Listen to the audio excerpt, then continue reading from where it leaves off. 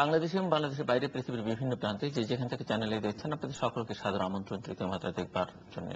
প্রিয় দর্শক, আজ মার্চের শেষ দিন এবং এই পুরো মার্চ জুড়ে আমরা আমাদের স্বাধীনতার 41তম বার্ষিকী 42তম স্বাধীনতা দিবস উদযাপন করলাম 26শে মার্চ এবং আমাদের মুক্তিযুদ্ধের সময়কার প্রত্যাশা প্রাপ্তিগুলো মিলিয়ে দেখবার চেষ্টা করেছি।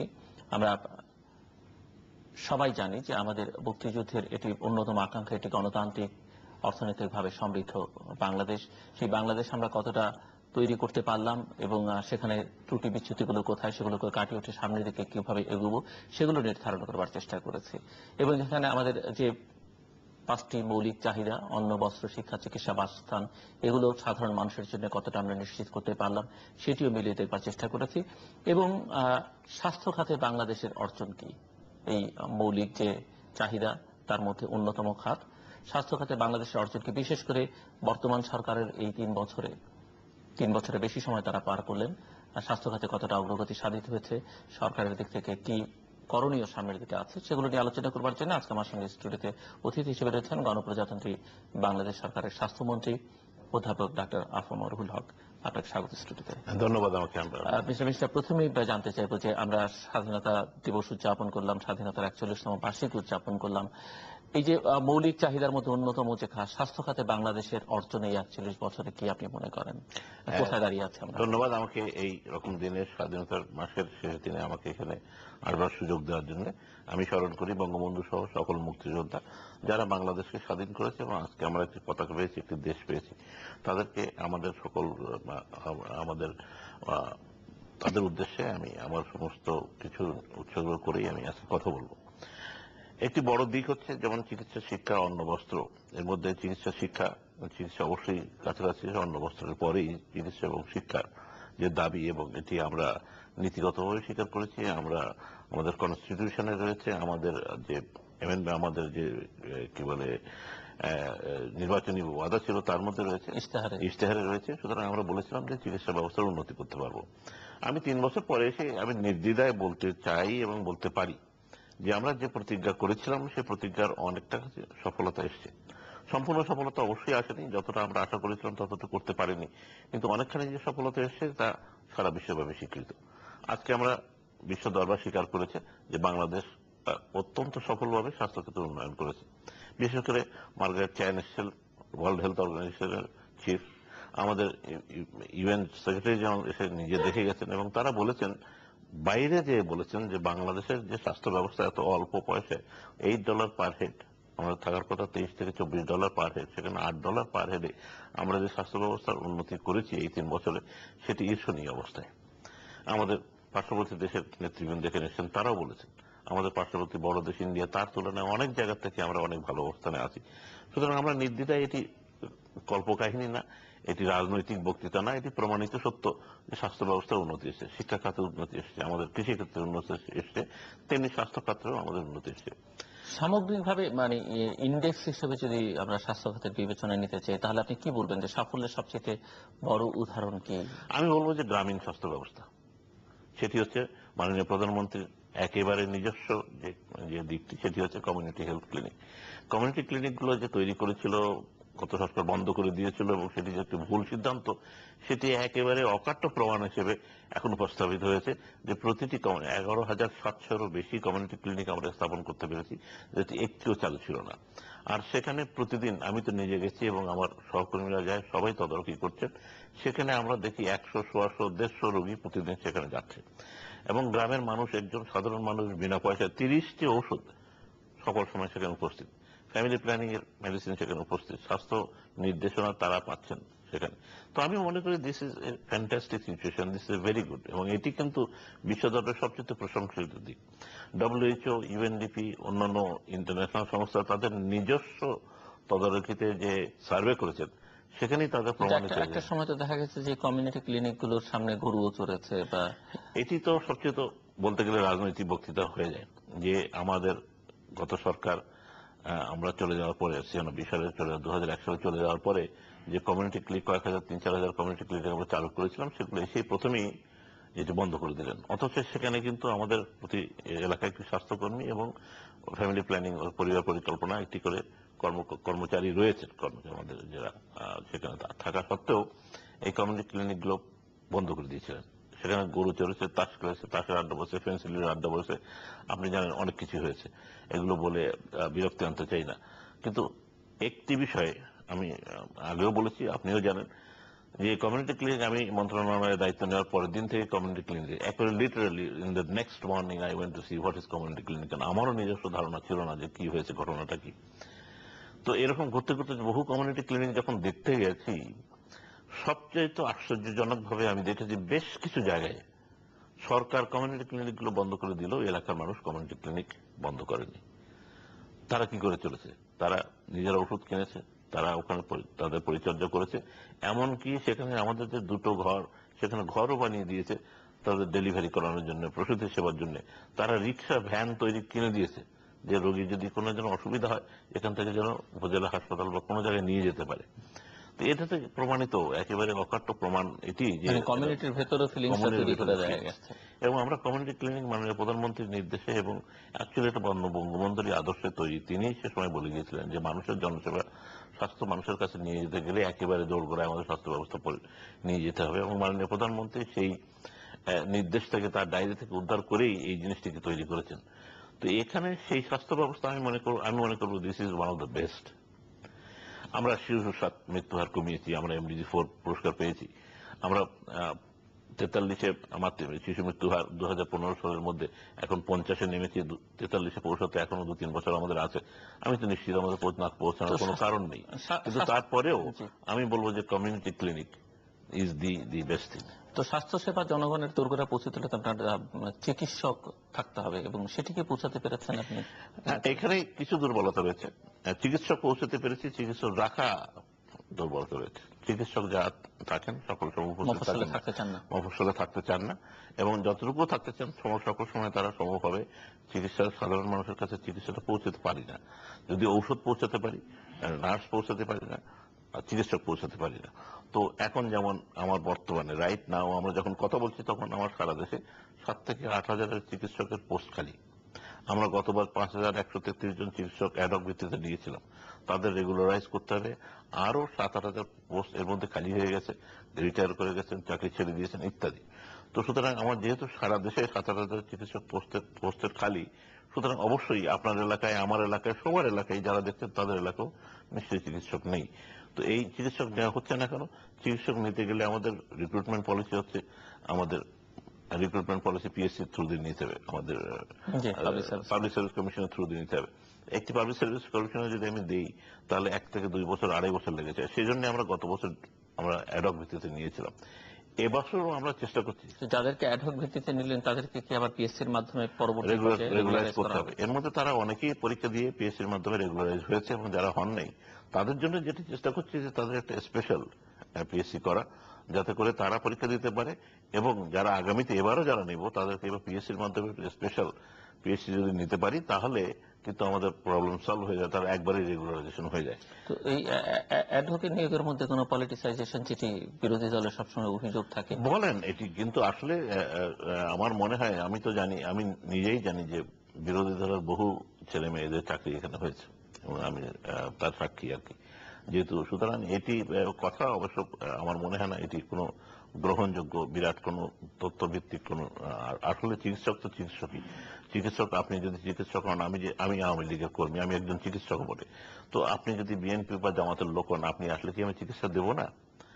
বা আপনি যদি জামাতের কর্মী হন, আমি যদি আওয়ামী লীগ যাই, তো আপনি কি আমাকে চিকিৎসা দেবেন না? সুতরাং এটি আমার মনে হয় চিকিৎসার বেলায় প্রযোজ্য নয়, আসলে এটা পলিটিসাইজ করা। এখন যেটি এই দীর্ঘদিনের বাংলাদেশের সমস্যা হয়েছে, মফস্বলে ডক্টরদের রাখা যাচ্ছে না, এর জন্য কোনো এটি আমার প্রধান সমস্যা, মন্ত্রণালয় এবং স্বাস্থ্য ব্যবস্থাপনার প্রধান সমস্যা, এবং সেটি আমরা ডাক্তারদেরকে, আমাদের ভাইয়েরা যারা আছেন, আমরা ক্রিটিসিজম করছি, কিন্তু আই মাস্ট অ্যাকনলেজ আমার মফস্বলে যে সকল ডাক্তার আছে, কিন্তু আমরা যাদেরকে অ্যাডহক হিসেবে নিয়েছিলাম, তারাই কিন্তু একমাত্র মফস্বলে চিকিৎসা আছে, আর বাদ বাকি যারা সিনিয়র হয়ে অন্য জায়গায় চলে গেছে। সুতরাং I would like to congratulate you, তোমরা যারা মফস্বলে কাজ করছো এবং যারা সার্ভিস দিচ্ছ, আমি তোমাকে ধন্যবাদ দিই, এবং আরো যাতে মানুষের কাছাকাছি এসে ভালোভাবে চিকিৎসা দিতে পারো সেই চেষ্টাই করা উচিত।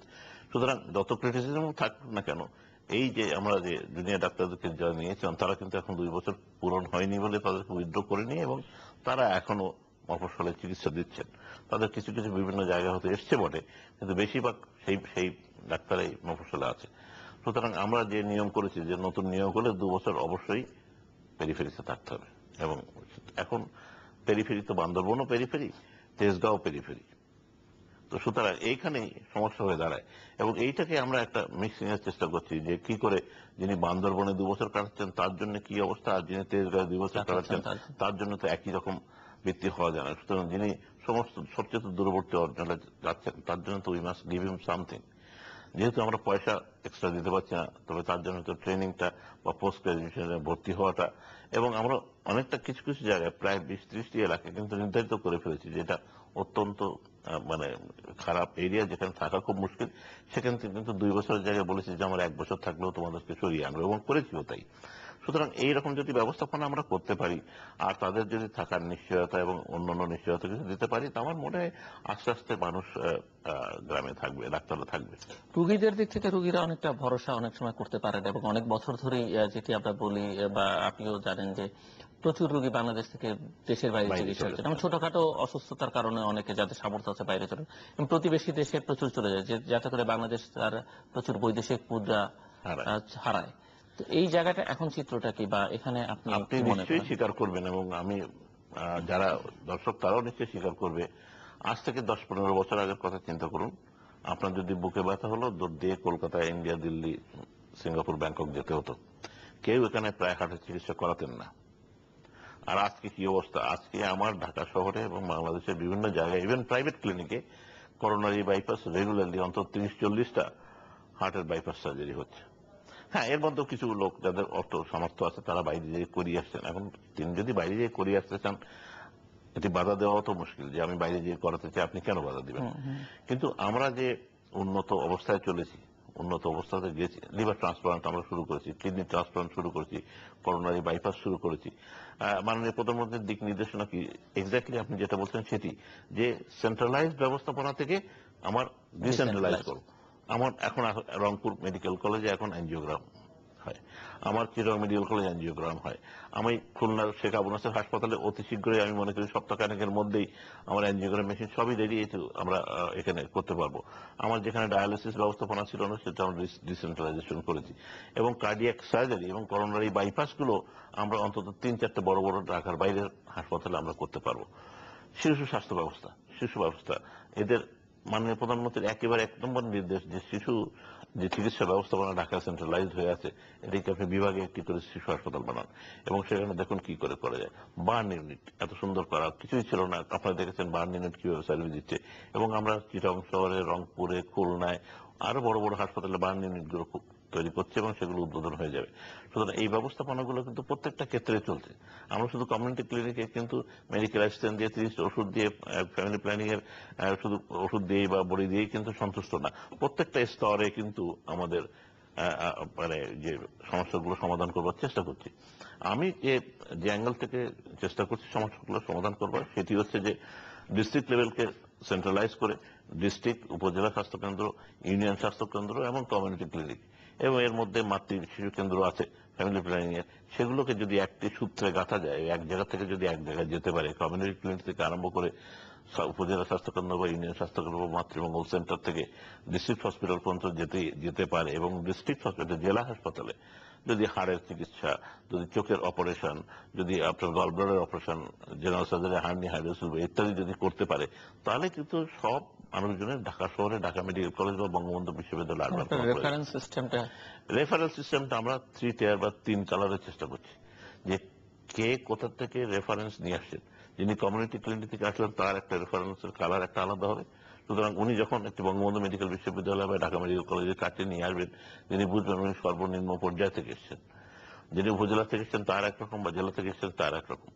এই সিস্টেমটা আমাদের দেশে নেই, বিদেশে অত্যন্ত ভালো, এটি আমাদের করা খুবই দরকার, এবং এটি করবার চেষ্টা করছি। কারণ একজন লোক যখন গ্রাম থেকে এসে বড় হাসপাতালে পড়ে, সে নেগলেক্টেড হয়, তার দিকে কেউ খেয়াল রাখে না। সেই 8-10 জন রোগীর মতোই তাকে বলে, আচ্ছা এখন আসলে এই সিট খালি নেই, দুঃখিত সিট খালি নেই, আপনি চলে আসুন। কিন্তু যিনি সর্বনিম্ন পর্যায় থেকে এ পর্যন্ত পৌঁছেছেন, তাকে যেন সদয় দৃষ্টি দিয়ে তার চিকিৎসা ব্যবস্থা করায়, সেই জন্যই আমরা এই ব্যবস্থাগুলো করবার চেষ্টা করছি।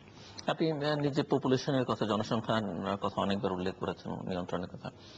একটা সময় বাংলাদেশে জনসংখ্যা নিয়ন্ত্রণ নিয়ে প্রচুর কাজ হয়েছে, প্রচুর ক্যাম্পেইন প্রোগ্রাম হয়েছে, কিন্তু এখন আমরা খুব একটা সেই জিনিসটা দেখি না। কিন্তু জনসংখ্যা বেড়েই চলেছে এবং একটা সময় বাংলাদেশের জনসংখ্যা একটা ভয়াবহ রূপ ধারণ, ইতিমধ্যে একটা ভয়াবহ রূপের মধ্যে আছে, কিন্তু আরো ভয়াবহ হয়ে উঠতে পারে বলে শঙ্কা আছে। সেই জায়গায় স্বাস্থ্য মন্ত্রণালয় বা আপনি কি?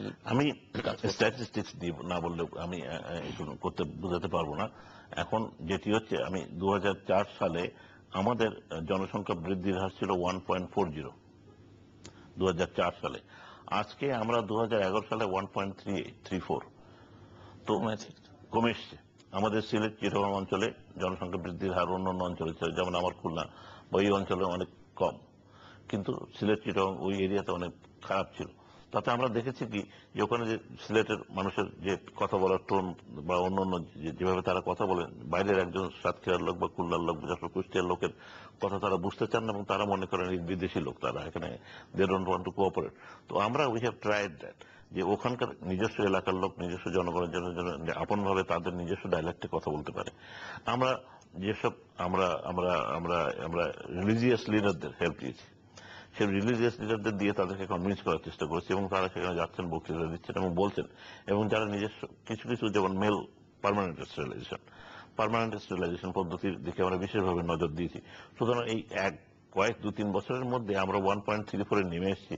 হ্যাঁ, আমার পার্লামেন্টের অনেকেই বক্তৃতা দেন, আমাদের বিরোধী দল বা আমাদের সাথে যেসব নেতৃবৃন্দ আছেন, এসআর সেবক কয়েকদিন আগে আমাদের পার্লামেন্টে বলেছেন যে আমাদের এই জনসংখ্যা বৃদ্ধির হার অত্যন্ত মারাত্মক। অবশ্যই আমাদের চোখের সামনে, আমি জানি না তোমার কবে জন্ম, কিন্তু আমাদের চোখের সামনে আমি তো দেখেছি যে 7 কোটি লোক আমি দেখে এসেছি ছাত্র জীবনে অ্যাডাল্ট অবস্থায়, সেখানে আজকে 14 কোটি 15 কোটি, ডাবলের বেশি হয়ে গেছে। তো আমাদের চোখের সামনেই জনসংখ্যা ডাবল হয়ে গেছে। তো এই ডাবল যদি আমরা করতে দিয়ে আরো চাই, একে যদি কন্ট্রোল না করতে পারি, তাহলে অবশ্যই ভয়াবহ অবস্থা। সুতরাং এটাকে I think probably will agree যে বর্তমানে কিছু কিছু টেলিভিশন চ্যানেলে, পত্র পত্রিকায় রেগুলার অ্যাডভার্টাইজমেন্ট যাচ্ছে এবং লোকজনকে উদ্বুদ্ধ করা হচ্ছে, এবং এদিকে আমি বিশেষভাবে নজর দিয়েছি। তবে জনসংখ্যা যেটি আছে সেটিকে যদি আমরা শক্তিতে রূপান্তরিত করতে পারি, if you can convert them into a strength, population is a strength, এই স্ট্রেংথটাকে যদি আমরা কাজে লাগাতে পারি, তাহলে কিন্তু বাংলাদেশে কেউ ঢুকতে পারবে না। এবং সে জায়গাটাও কিন্তু আমাদের বিশেষ নজর দেওয়া দরকার। এবং ইউ ডেফিনেটলি নো যে আমাদের 30 থেকে about 30% population below 30 years of age. তো এটা তো it is a huge strength, এটা দুর্বলতা না, এটা আমি মনে করি যে আমাদের জনসংখ্যা ব্যবস্থাপনা। এই জনসংখ্যা যে আমাদের ইয়াং জনশক্তি, এই জনসংখ্যাকে যে জনশক্তিতে রূপান্তরিত করতে পারি, তাদেরকে সামান্য কিছু ট্রেনিং দিলে, সামান্য কিছু ব্যবস্থাপনা দিলে, আমরা যদি বাইরে পাঠাতে পারি, তাহলে আমরা শুধু উপার্জনও করতে পারবো না, এটাকে ব্যবহার করে দেশকে উন্নতি করা যাবে। সুতরাং আমরা আমাদের স্বাস্থ্য ব্যবস্থাপনার পরিবার পরিকল্পনা যে সেক্টর আছে, সেই সেক্টরকে অত্যন্ত শক্তিশালী, সেখানে কি করে আমরা আরো শক্তিশালী করা যায় সেই দিকে আমরা বিশেষভাবে নজর দিচ্ছি। এবং আমি তো স্ট্যাটিস্টিক্স দিয়ে বললাম যে this is what it is now, এটা আমাদের এগ্রি করতে হবে যে this is doing very well. দুঃখের বিষয় হলো যে আমি যে ব্যবস্থাপনা করে যাব, আমার স্বাস্থ্য ব্যবস্থাপনা যদি আর 1-1.5 বছর থাকতে পারে, 5 বছর থাকলেও, 5 বছর আমি যেদিন স্বাস্থ্যমন্ত্রী সেদিন যে শিশু জন্মেছে, 5 বছর বয়স পরে সেই শিশু আপনার সামনে রাস্তাঘাটে আসবে। আজকে যাদের সামনে গ্রামে গেলে গঞ্জে গেলে যাদেরকে দেখি, তারা 5 বছর আগে জন্মেছে। সুতরাং আমার সামনে যে স্বাস্থ্য ব্যবস্থা বা জনসংখ্যা যে কমতে, সেটি দেখতে গেলে, চোখের সামনে দেখতে গেলে 5-6 বছর পরে ভিজিবল হবে, তখন তার আগে তো ভিজিবল হবে না। কিন্তু জনসংখ্যার এত বড় একটি জনসংখ্যা এখনো একেবারে ভিজিবল আসতে আমাদের অনেক সময় লাগবে, কিন্তু we have to really fight for it. এটাকে আমরা WHO এর একটি স্লোগান আছে that every minister will have to be health minister, every person will have to act like a family planning person। তো তা না হলে আমরা এই জনশক্তিকে কমাতে পারবো না, এটাকে সবাইকে বোঝাতে হবে। আর আপনি নিজে একটু আগে আমরা কথা বলছিলাম যে চিকিৎসকদের সংখ্যা নিয়ে, কিন্তু চিকিৎসকদের সেবার মান বা সেবার মানসিকতা নিয়ে রোগীদের এক ধরনের অসন্তোষ আছে। আপনি জানেন যে তারা অনেক সময় ভালো ব্যবহার করেন না, বা হয়তো আমরা অনেক সময় বলি যে তাদের রোগীর সংখ্যার কারণে তারা করতে চান না বা করতে পারেন না, কিন্তু এই অভিযোগটা, যে তাদের মধ্যে যে মোটিভেশন নিয়ে আসাটা, অন্যদিকে যে নার্স যারা কাজ করছেন তাদেরও মানের প্রশ্নটা আছে। একই সঙ্গে আপনি একটু আগে জনশক্তি রপ্তানির কথা বললেন, যে বিশ্বজুড়ে নার্সেসের যে চাহিদা আছে সেটিও বাংলাদেশ পূরণ করতে পারে, কিন্তু তার জন্য যে ইনফ্রাস্ট্রাকচার দরকার। ইনফ্রাস্ট্রাকচার দরকার। এইসব বিষয় নিয়ে এই সামগ্রিকভাবে একদিকে চিকিৎসকদের সেবার মানসিকতা, নার্সেসদের প্রশিক্ষণ এবং তাদের সেবার মানসিকতা, এবং সামগ্রিকভাবে বিদেশে রপ্তানি আমি আমি ইনফ্রাস্ট্রাকচার। এই যে জিনিসটা সবচেয়ে বেশি কমপ্লেন, এবং যে ডাক্তারদের বা যে কোনো হাসপাতাল বা যে কোনো সেবা জায়গায় মানুষের কাছে গেলে মানুষ ভালো ব্যবহার চায়, এবং আমাদের ডাক্তার বিরুদ্ধে বা আমাদের সেবা দানকারী যে ডাক্তার, নার্স বা হাসপাতালে যারা কর্মকর্তা বা কর্মচারী আছেন, তাদের বিরুদ্ধে সবচেয়ে কমন কমপ্লেন যে ভালো ব্যবহারটা গিয়ে পেলাম না, রোগী তো চিকিৎসা ভালো হলো না, আমার ওষুধপত্র ঠিক পেয়েছি কি পেয়নি, কিন্তু কথাটা ভালো করে হয়নি। এটি আমরা এখন কারিকুলামের মধ্যে নিয়ে আসছি। এটি আমরা যে নতুন কারিকুলাম তৈরি করছি, আমরা যে মেডিকেল শিক্ষা ব্যবস্থা, আন্ডার গ্রাজুয়েট শিক্ষা ব্যবস্থার মধ্যে তারা যেন এখানে শিখতে পারে এবং ব্যবহার করতে পারে। এবং আমিও চেষ্টা করছি যারা ইন্টার্নি ডাক্তার যখন থাকবে তাদেরকে আমরা কিছু সময় যদি গ্রামে নিয়ে যেতে পারি, গ্রামের মানুষের সাথে যে যোগাযোগ, কারণ এই যে 5 বছর তারা একটা বড় শহরে, মোটামুটি সব হাসপাতালগুলো তো বড় শহরে, মেডিকেল কলেজগুলো সব বড় শহরে, তো সেখানে থেকে বড় হাসপাতালে থেকে তারা মনে করে এটি বুঝি দুনিয়া, মানে আনকনসিয়াসলি তাদের মধ্যে এরকম হয়ে যায়। কিন্তু তার বাইরেও যে অন্য কিছু আছে, যে প্রিভেন্টিভ মেডিসিন আছে, তাকে যে বলতে হবে যে শুধু ওষুধ না, ভালো খাবার খান, ব্যায়াম করুন, ভালো বাতাস বসুন, সিগারেট খাবেন না, ইত্যাদি যে প্রিভেনশন, এই সেক্টরটা তো আমরা প্রায় ভুলে যাই। তো এইগুলোকে আমরা তাদের ব্যবস্থাপনার মধ্যে না নিয়ে আসতে পারি, তাহলে কিন্তু আমরা এই বদলাতে পারবো না। তো শুধু শুধু ডাক্তার না, নার্স না, আমার হাসপাতালে যেই কর্মী আছেন, ওয়ার্ড বাই দারোয়ান, পিয়ন, যারাই যখন যান, তাদের কাছে এই জিনিসটাকে পরিবর্তন আমরা আসতে পারে। আমাদের কিছু কিছু এনজিও যেমন জাইকা, যেমন ইউএসএআইডি, যেমন ইউনিসেফ, আমাদের কিন্তু বেশ কয়েকগুলো হাসপাতালে এইসব ব্যবস্থাপনাকে উন্নত করার জন্য অনেকগুলো জায়গায় আমরা তারা আমাদের সরকারের সহযোগিতায় কাজ করছেন। হাসপাতালটা কি করে একটু পরিষ্কার পরিচ্ছন্ন করা যায়, জিনিসপত্রগুলো কি করে সুন্দর করে গুছিয়ে রাখা যায়, কেমন রোগীটা আসে তাদেরকে কেমন করে রিসিভ করা যায়, এবং যেখানে যেখানে তারা আমাদের সহযোগিতায় কাজ করছেন সেখানে কিন্তু ইমপ্রুভমেন্ট এসছে। সুতরাং এই রকম ভাবে আমি মনে করি এই ইমপ্রুভমেন্ট আসবে। পরিবর্তন করতে গেলে সামাজিক বিবর্তনের সময় একটু লাগবেই।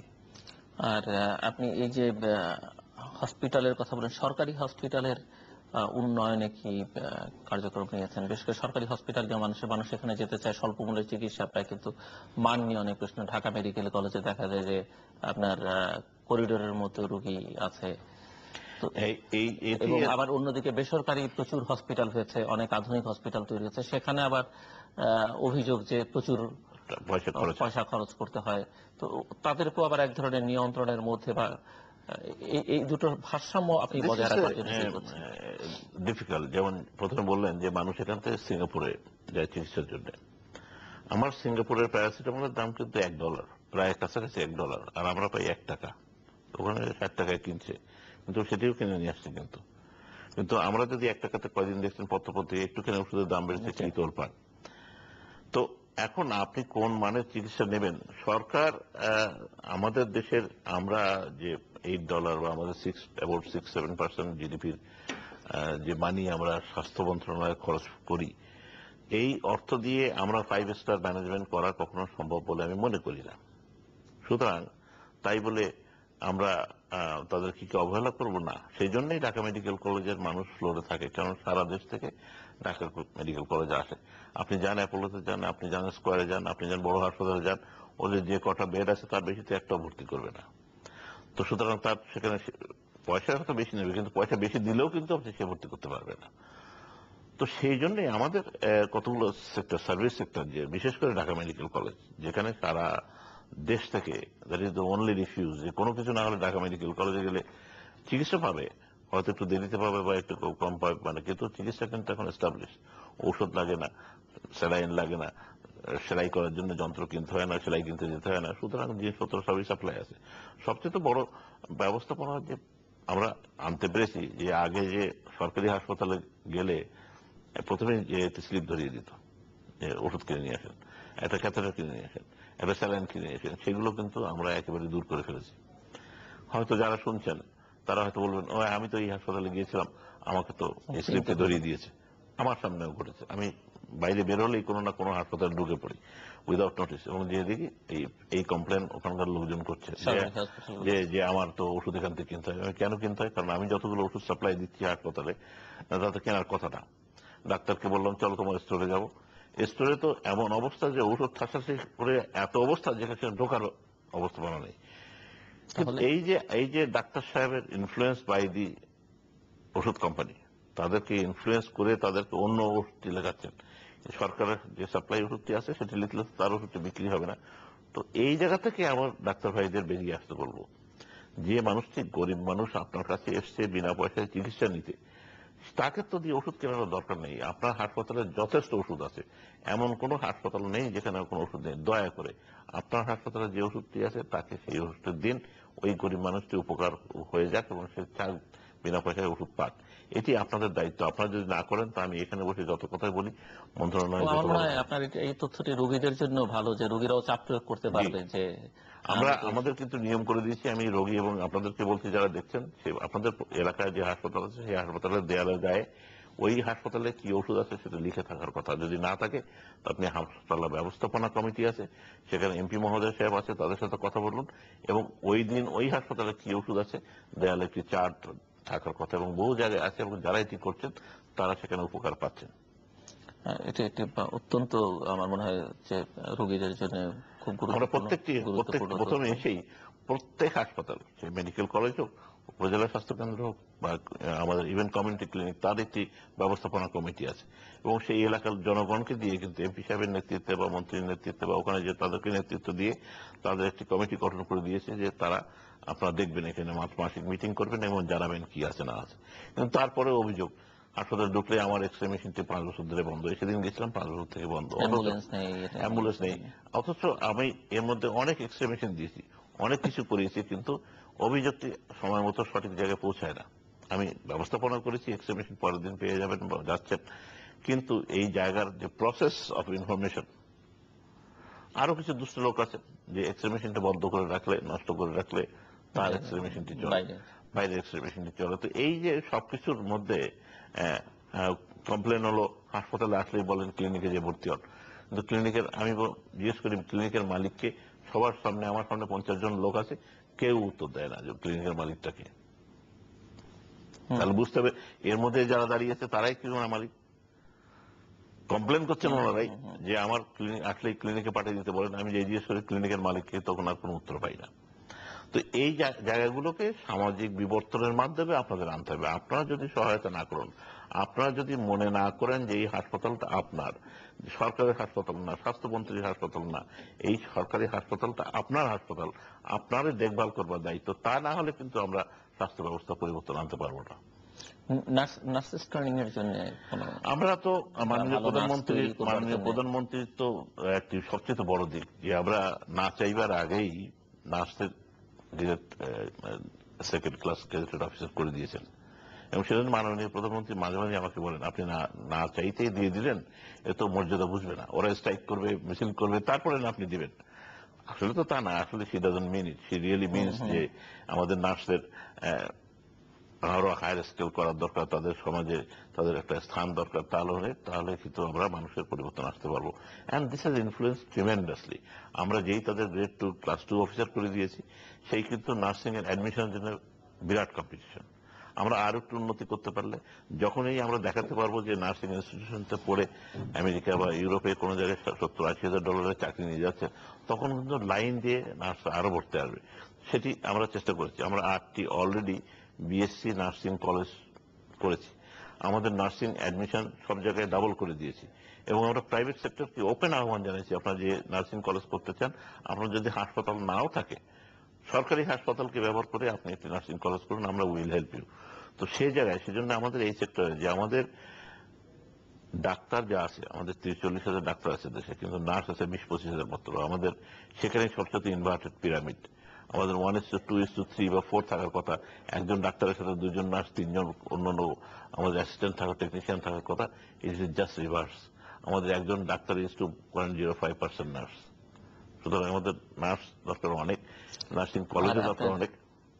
ডক্টরদের প্রাইভেট প্র্যাকটিস কিংবা এই যে প্রাইভেট হসপিটাল ক্লিনিক, এগুলো কার্যক্রম মনিটর করবার জন্য সরকারি এটি তো আমাদের মনিটর করার জন্য আমরা একটু সবচেয়ে বড় যে নির্দেশনা দিয়েছি, সেটি হচ্ছে সমস্ত জেলার ডিরেক্টরদের এবং সমস্ত জায়গায় ডিরেক্টরদের, তাদেরকে আমরা বলেছি যেসব ক্লিনিকের লাইসেন্স নেই, যেসব ক্লিনিক বিনা বিভিন্নভাবে চলছে, সেগুলোকে দেখবার জন্য বিশেষভাবে তাদেরকে নির্দেশ দিয়েছি যে তারা যেন অবশ্যই এগুলোকে তদারকি করেন, তা না হলে আমাদের ব্যবস্থাপনা পড়ে যাবে। তো এই প্রাইভেট সেক্টর, এটা আপনি বড় হাসপাতাল বলেন আর গ্রামের মধ্যে একটা চৌমনের মধ্যে একটা ছোট ক্লিনিক হতে পারমিশন ছাড়াই করছে, যার খোঁজখবর আমরা কেউ রাখি না, সেটা এলাকার লোকজন জানে। তো সেই জন্য আমি বারবারই বলি যে মানুষকে সচেতন হতে হবে। আমি এমন ঘটনা জানি যে একটা টনসিল অপারেশন করার জন্য টর্চ চালিয়ে টনসিল অপারেশন করতে গেছে, আজ থেকে 3-4 বছর আগের কথা, এবং সেই adult, this is young lady, she died. সে এমন একটি জায়গায় নিয়ে গেছে, অথচ শিক্ষিত পরিবারের লোক। তো আমি তাদেরকে বললাম যে তুমি শিক্ষিত লোক হয়ে একটা ক্লিনিকে নিয়ে গেলে যেখানে একটা অপারেশন থিয়েটারে লাইট নেই, টর্চ জ্বালিয়ে অপারেশন করতেছে এবং due to complication she died. তো এইটি তো হচ্ছে মানুষের, আমাদেরও তো উই হ্যাভ টু, কারণ হয়তো বলেছিলেন গেলে আমি কম পয়সা পাবো, পয়সা তোমার 500 টাকা বাঁচানো তো কম বড় বড় দিক না জীবনের। সুতরাং এদিকে আমাদের জনগণকে সচেতন হতে হবে যে আমাদের একটু ভালো জায়গায় ভালো চিকিৎসা তো করতে হবে। সামগ্রিকভাবে শিক্ষার মান নিয়ে প্রশ্ন আছে। আমি একটা জায়গায় একটু ফিরে আসি, যে কথা বলছিলেন যে আমাদের হাসপাতাল, এই যে ঢাকা মেডিকেল কলেজে যে আমাদের ফ্লোরে থাকে, আমরা বড় হাসপাতালগুলো কি করছি, যেমন ঢাকা শহরে ঢাকা মেডিকেল কলেজ 2 হসপিটাল কিন্তু হয়ে যাচ্ছে, অতি শীঘ্রই কিন্তু উদ্বোধন হবে, সেখানে 500 বেড অ্যাড হয়েছে। আমার ঢাকা শহরে কুর্মিটোলা এবং খিলগাঁওয়ে 2টি বড় 500 বেডের হাসপাতাল হচ্ছে, এবং অন্য জায়গায় আমরা ময়মনসিংহে বড় হাসপাতাল, ময়মনসিংহ 2 হচ্ছে, আমরা চিটাগাঁয়ে বড় হাসপাতাল করছি। সুতরাং এই যে বড় বড় হাসপাতালগুলো যেখানে রোগীর ভিড় অত্যন্ত বেশি, মেডিকেল কলেজে যেখানে বড় বড়, যেখানে বেশি ভিড়, সেখানে কিন্তু ব্যবস্থাপনা কিন্তু আমরা বাড়িয়েছি, এবং অতি শীঘ্রই ঢাকা শহরে এই 2টো বড় হাসপাতাল, খিলগাঁও এবং কুর্মিটোলা, এই হাসপাতাল, কুর্মিটোলায় কিন্তু যে হাসপাতালের র্যাডিসনের উল্টো দিকে আপনি সুন্দর একটি বিল্ডিং দেখেন, এটি কিন্তু মিলিটারি এর মধ্যে হলেও এটি কিন্তু জনসাধারণের সরকারি স্বাস্থ্য মন্ত্রণালয় hospital. This will run with in association with the army officers, তারা আমাদের সাহায্য করবেন যাতে ডিসিপ্লিনটা ভালো থাকে, পরিষ্কার পরিচ্ছন্ন ভালো থাকে, ম্যানেজমেন্ট ভালো থাকে। কিন্তু এটা সরকারি, মানে স্বাস্থ্য মন্ত্রণালয়ের অধীনের হাসপাতাল, যাতে জনসাধারণ ওই রকম উন্নত ব্যবস্থাপনার মধ্যে চিকিৎসা পেতে পারে, সেই জন্য সেই ব্যবস্থাই করা হয়েছে। এটা অতি শীঘ্রই আমরা মাননীয় প্রধানমন্ত্রী যদি উদ্বোধন করতে পারবো। সুতরাং এই ব্যবস্থাপনা কিন্তু সব বাড়িয়েছে। আমরা প্রত্যেকটা উপজেলা, উপজেলা হাসপাতাল 30 বেড থেকে 51 বেডে চলে আসছে, অনেক উপজেলা হসপিটাল হয়ে গেছে। আমরা প্রত্যেকটি ডিস্ট্রিক্ট হসপিটাল, মেডিকেল কলেজ ছাড়া 100 বেডের থেকে 200-250 বেডে বহু হসপিটাল হয়ে গেছে। সুতরাং এইরকম ভাবে আমরা বেড সংখ্যা কিন্তু অনেক বাড়িয়ে ফেলেছি। সুতরাং আমাদের ওইদিকে সব দিক থেকে সব স্তরেই আমাদের চলছে আর কি, কাজ চলছে।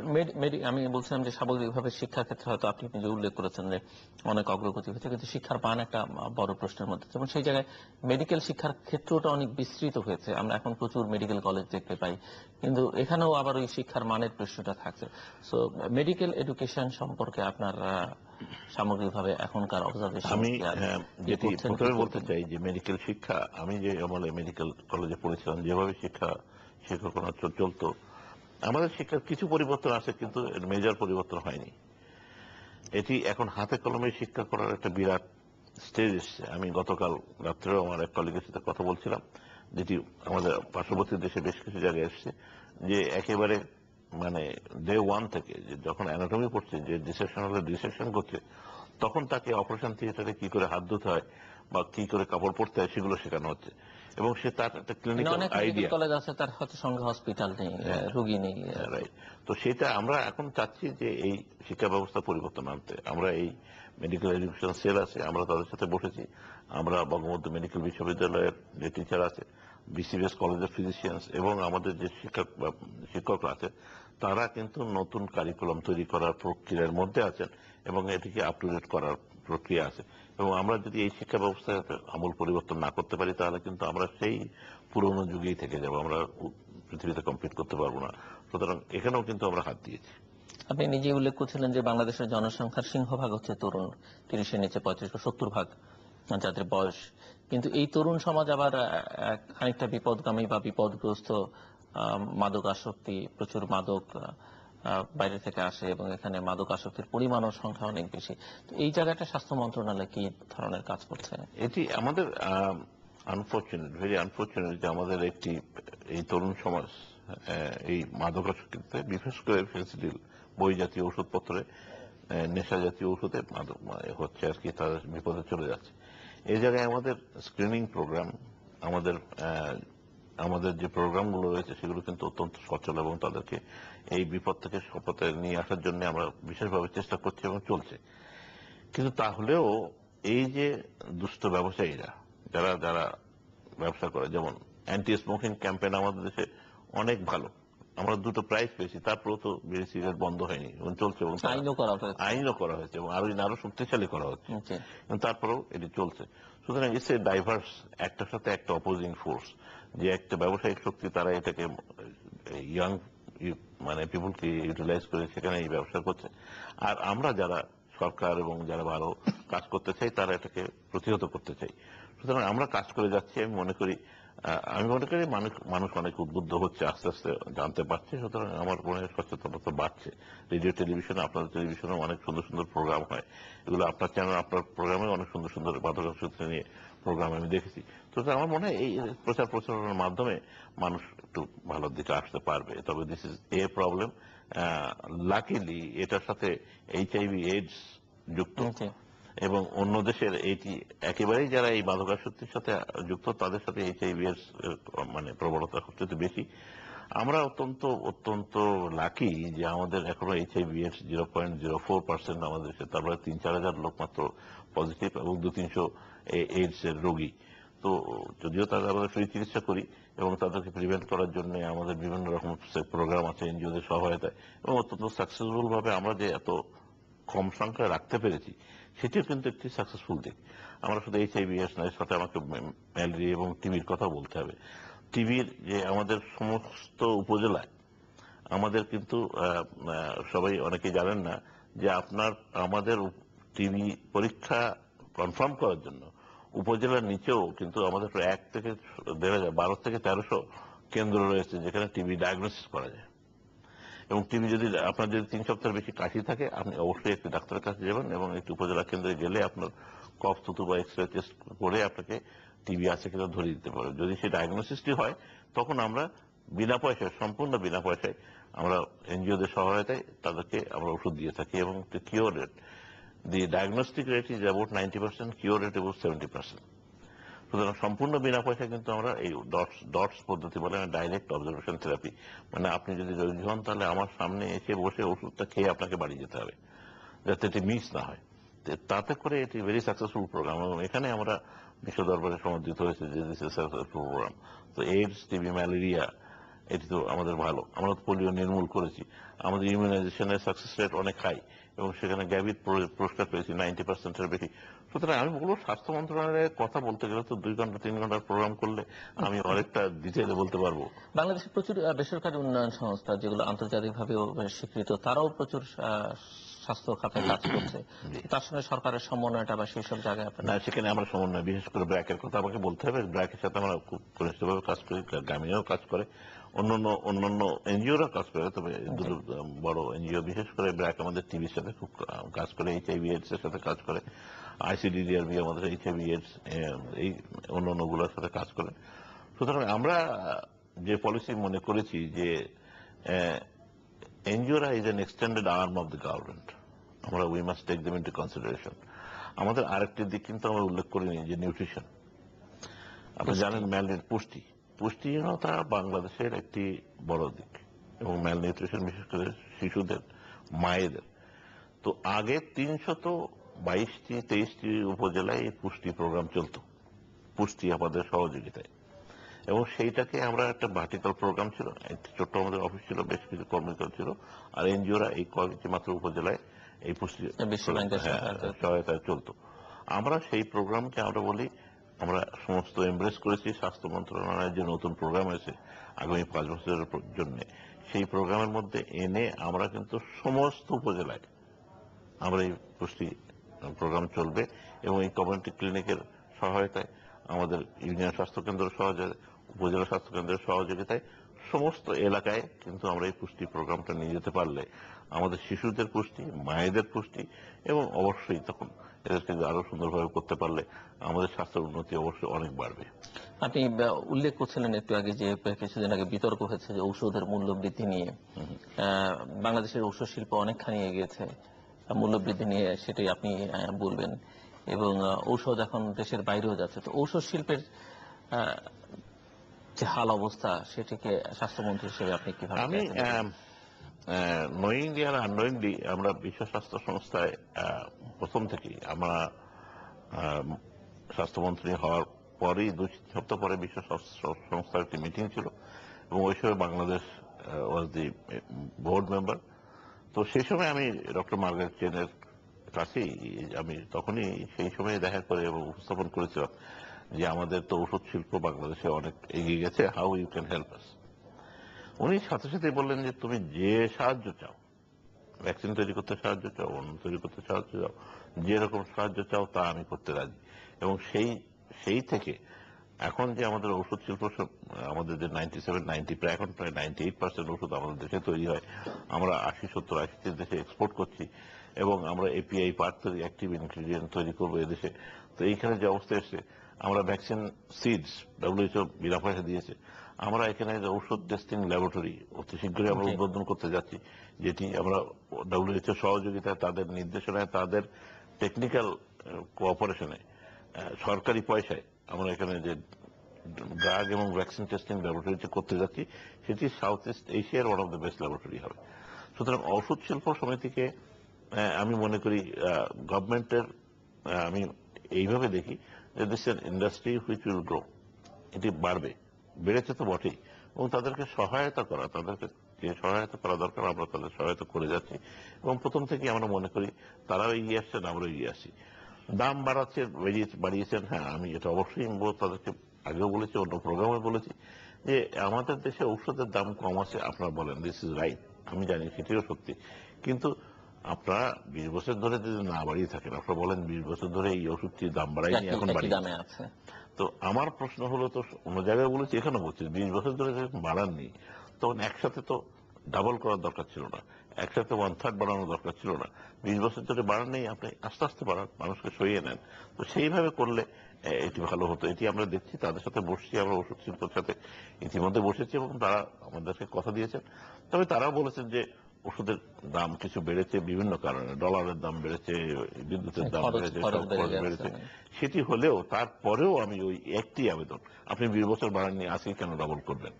তো আস্তে আস্তে সইয়ে মানুষকে সইয়ে নিতে হবে, এবং সেটি আমরা তাদেরকেও সহযোগিতা করতে চাই, ওষুধ শিল্পকে অবশ্যই তাদেরকে সহযোগিতা আগাতে চাই, কিন্তু সেটি আমার গরিব সাধারণ জনগণ যেন না ভোগে। তারা যেন, যে অ্যান্টাসিডের দাম বাড়িয়েছেন, নাই বাড়াতেন, এত টাকা, শত শত কোটি টাকা আয় হয় আপনার, ওঠে না, আপনি বিনা পয়সায় খাওয়ান না, কম পয়সায় খাওয়ান না, 1 পয়সা লসে খাওয়ান, তাতে তো আপনার কিছু আসা যাবে না। সুতরাং এটি তো বানানোর দরকার ছিল না। এরকম জিনিস যেগুলো নিত্য প্রয়োজনীয় জিনিস। ভ্যাকসিন নিয়ে আপনি প্রচুর আশাবাদী।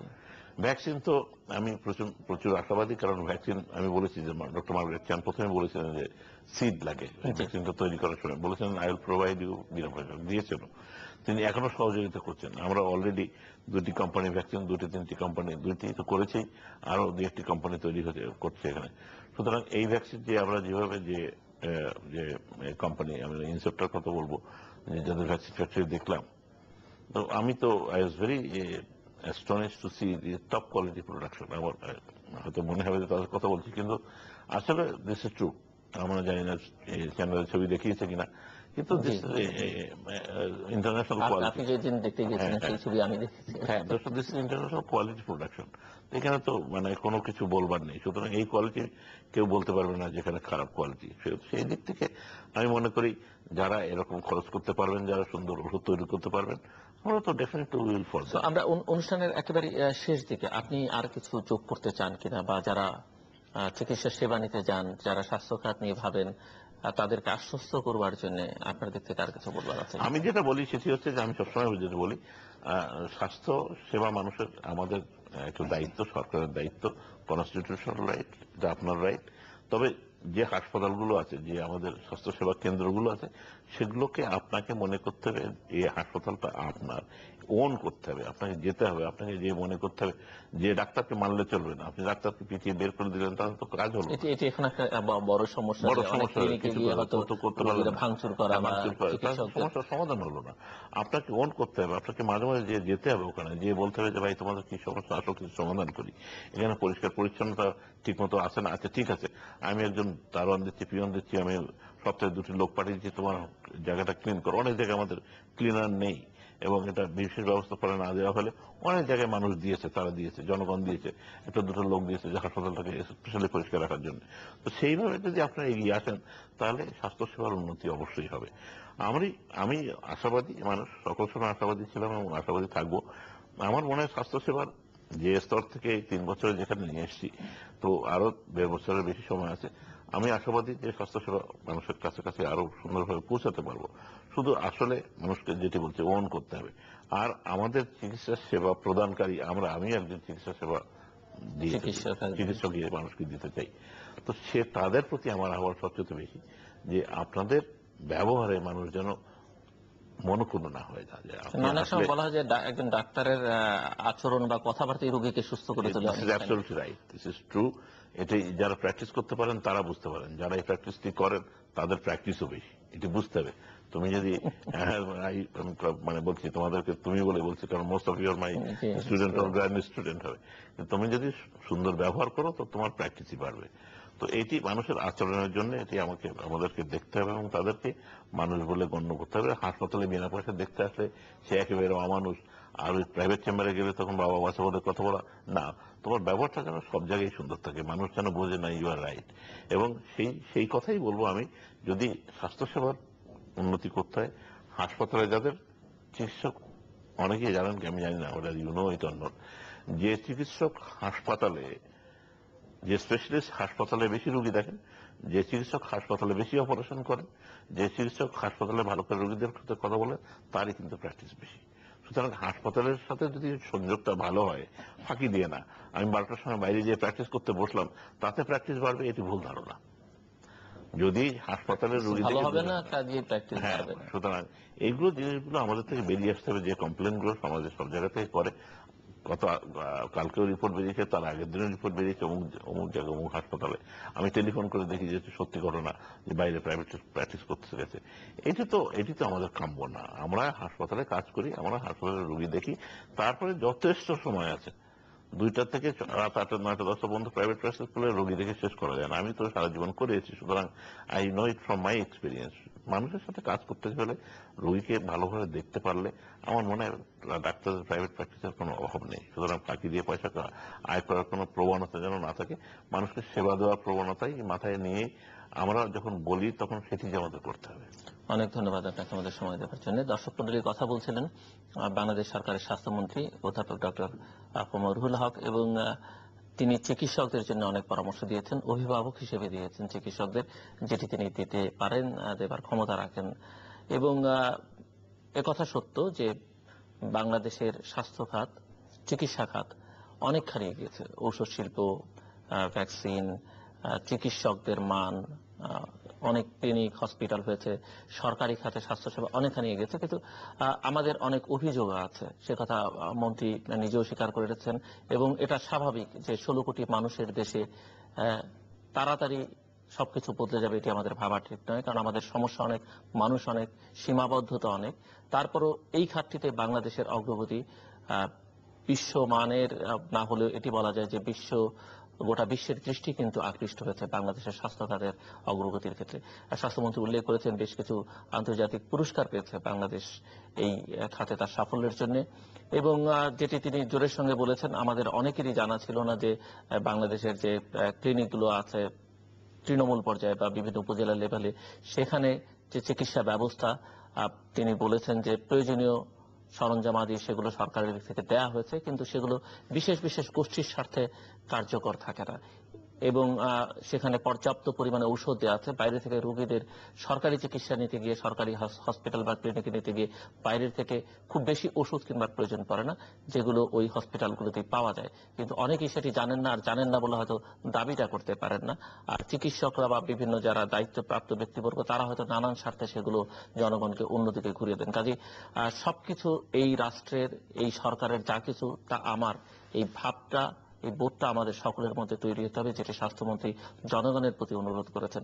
এবং বোধ তৈরি করবার মধ্যে দিয়ে কোনো কিছু ধ্বংস না করে আমার যে অধিকার আছে, আমার যে প্রাপ্য আছে, সেটি যথাযথভাবে আদায় করে নেবার সচেতনতাটুকু আমাদের সবার মধ্যে তৈরি হতে হবে।